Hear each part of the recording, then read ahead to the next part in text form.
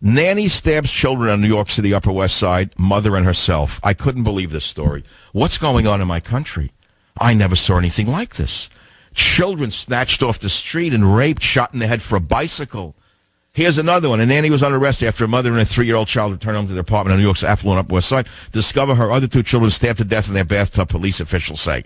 The nanny accused of killing of children ages 1 and 6 was on the bathroom floor with apparently self-inflicted wounds to her neck. How does this happen? What in the world is going on in my country? The only answer is medication. Drugs. The doctor should be arrested. The medical pharmaceutical establishment is the most criminal establishment in the United States of America. They've got 90% of the people thinking they need medication. In other words, if you normally feel something, you're sick. They consider childbirth, for example, a disease. So they make a woman deliver a child as though she's having a surgery of some kind. You know that that's not a norm. I mean, the norm is you deliver a baby in a rice field or in a kasha field if you were in the old country. The woman felt a twinge, and she delivered the child and went back to picking kasha or rice or whatever. Now it's an illness. And everyone who has a slight twinge of feeling, if you feel anything, you're considered mentally ill in America.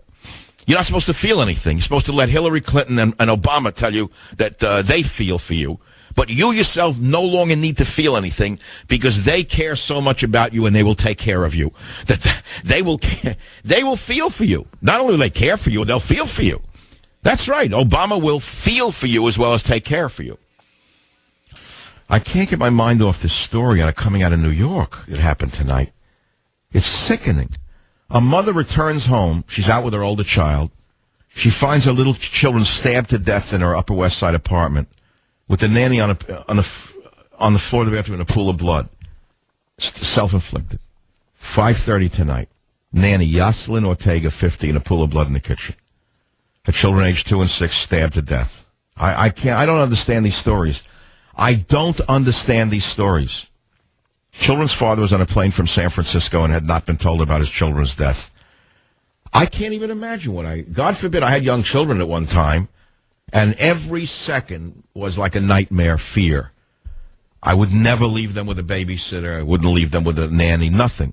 Because you don't know who these people are. And now with the drugs, forget about it. You got to be insane.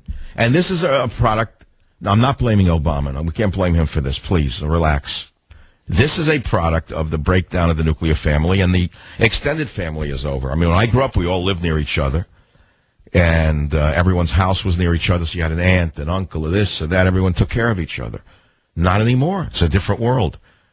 What is the nanny crack from the you can't even think about this. There's nothing you could say. Nothing. It's the drugs. Just the drugs. That's all. The mother, the father, they can't live. The mother and the father can't live. How do you live with this? It's insane. You can't live. Certain things you can't live with. You cannot go on. I don't care what kind of faith you have. I don't care what kind of psychiatric help you get. There are certain things that rip your guts out, and that's the end of your life. It's unbelievable to me. No, I'm not talking right now about Obama. I can't take another second of it. Jackson, I hope it's Missouri because I don't know where this Jackson is. Matthew, welcome to the Savage Nation. Topic, please. How are you, sir? All right, so I'm from Jacksonville, Florida. Okay, great. Great place.